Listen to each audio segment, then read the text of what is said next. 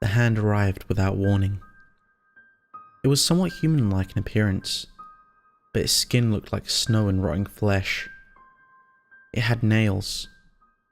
No. Colossal claws, which were oh so sharp. They were like gigantic needles used to sew the world together. It was a great big horrific thing, and my house sat in its palm. I know this is true. It was like God, in that most could not see it, and that I truly do believe it could destroy me. Also, I prayed to it. It showed up on Tuesday, June 6th. I went off to work in the morning, and when I returned home, there it was. A gigantic hand wrapped tightly around my shitty yellow house. I felt uneasy looking at it, but I was not surprised. It seemed as natural, as if it should be there, as my own hands should be at the end of my wrists. I think now that that was its influence. Even more strangely, no one else took any notice of it. It seemed to be entirely beyond their vision, beyond what could be accepted as truth. Its large thumb blocked my doorway. As I approached, it moved slightly, allowing me entry, only to shift back into place once I had closed the door again. I was uneasy that evening. If I had an urge to contact the police or anyone else, the hand silenced it in my mind without me knowing. I tried to turn on the TV in my bedroom, but there was nothing but static. I attempted to watch some videos on my laptop, only to find no available Wi-Fi. Upon journeying to my kitchen for a late night snack, I found all the food was missing. Even then, the power of the creature, if you could call it that, was too strong. I didn't know the terror that I was faced with. I shrugged away these small oddities and went to sleep. My alarm clock went off at 7 the following morning. I turned it off and quickly got dressed with a lot of time to spare due to a lack of breakfast. I intended to get to work early and fill out some paperwork I had gotten behind on. When I went to leave, the doorway was not only blocked by the monstrosity, but the thumb had actually torn through the oak door and was now scratching with its gigantic talon against my ceiling. I tried to push past it, but one touch of its skin and I fell to the floor, convulsing, as a painful electrical buzz ran through my body. I picked myself up from the ground and returned almost mindlessly to my bed. The bedroom door was open, and it slammed shut without me so much as touching it as soon as I had entered. I collapsed, face first into my mattress. I understood then. The fear filled me, and I accepted reluctantly that in that moment I would be soon dead. I didn't move from that spot until well past sunset. I walked from room to room, looking for an escape. I checked and double-checked my phone for service, but I was without any means of contacting the outside world. Days passed, and there was no change. I still had tap water to live off, even if it did taste very bitter and was difficult to keep down. I was in hell in that house within the hand. I don't know how much time passed. I grew thin. I grew insane.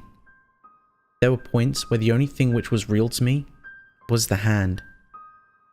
I worshipped it. I built altars of rat bones to it.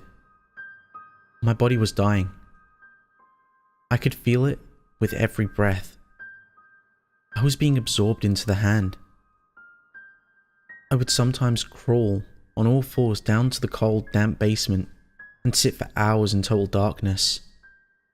There at least, I could barely feel its playful fingers picking apart my mind. I went down into the darkness so many times. Each and every time, I was prepared to die there and end my misery. Eventually, when I had survived long past the capabilities of any human, I concluded that I would never die. At least not in this house. This was an inescapable and insufferable. I accepted that any semblance of happiness or normality that I'd ever experienced was now over. The hand had won. And I think that's what it had been trying to do. Destroy me. Even briefly before I made my escape, I couldn't have even dreamed of doing so. One night, I just found myself unable to sleep in my bedroom. The hand was projecting visions in my mind. I can't bring myself to reveal the specifics. My captor's strength was too powerful in this part of the house. I took my comforter and flashlight and walked down to the basement, trying to get some sleep, even if it meant shivering for hours on a cold concrete floor. I made my way down to the creaky basement steps and found myself in an almost empty, dust-filled room. There was one object in that room which remained from my mother. It was a large chest of drawers, which had been painted white by a family friend before my grandmother was ever born. I was an only child, and my mother left it as well as the rest of her house for me in the will. The paint was chipped badly now. It looked as if a light breeze could knock it to pieces. Still, it was one of my mother's only valued possessions. I'd taken special care to keep it since making the home my own. It had stayed in the exact same spot for 4 years before the hand arrived. It just so happens that on the night I'm telling you about, I turned to face the chest of drawers and pointed the beam of my flashlight in its direction. In that split second, I noticed a dim glint of metal in the space between the antique and the floor which it sat on. I did something which I had not done in a long time. I allowed myself to hope. I hoped that I knew the shape and colour.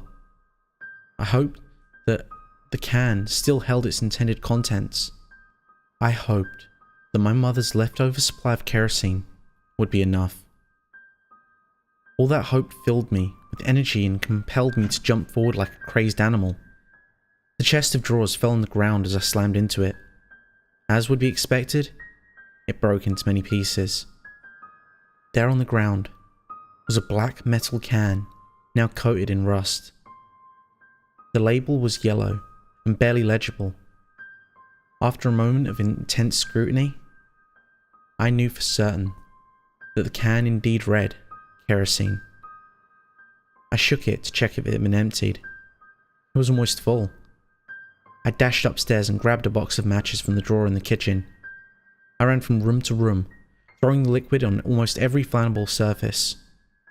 Finally, when I was convinced that the house would surely burn, I poured the remainder of the bottle on my head.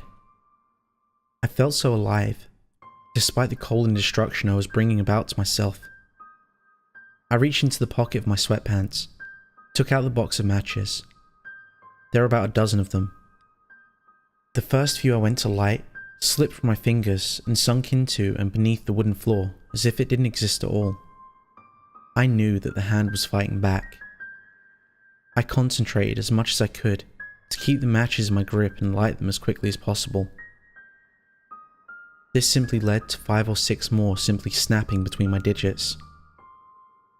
I looked at the box in my left hand, and I saw only one small wooden match remaining.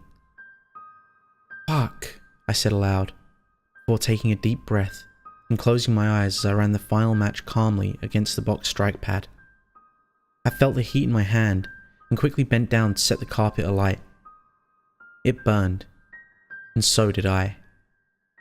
The house filled with smoke, it then blazed and crumbled. The fire consumed much of my flesh. Somehow, I was still awake and alive when a wall came crashing down in a small room to my left. I saw daylight and freedom. Rising with a force of will I wasn't aware I possessed, I stumbled my way out of the nightmare. My body collapsed onto the hot pavement outside, and the flames which were consuming my flesh were immediately extinguished by a harsh wind. I could hear the house falling into itself behind me. Still, I couldn't bring myself to look back.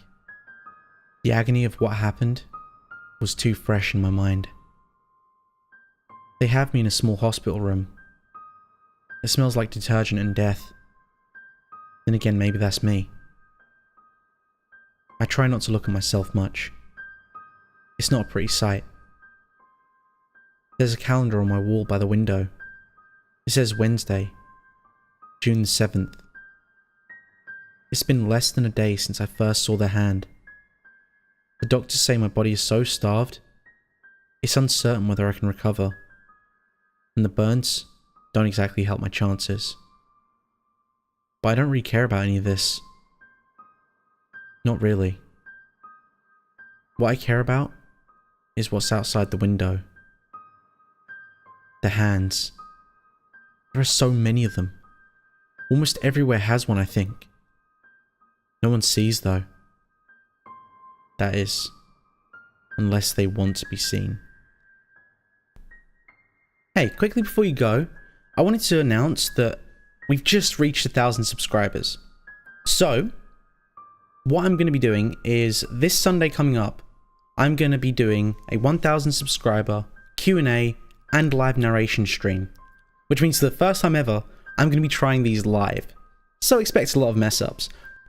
So that'll be happening 9 PM GMT. So, there's going to be a link in the card above, and that should show you where the live stream will be hosted. That way you can have it ready. It'll also show you exactly how long until the live stream from today.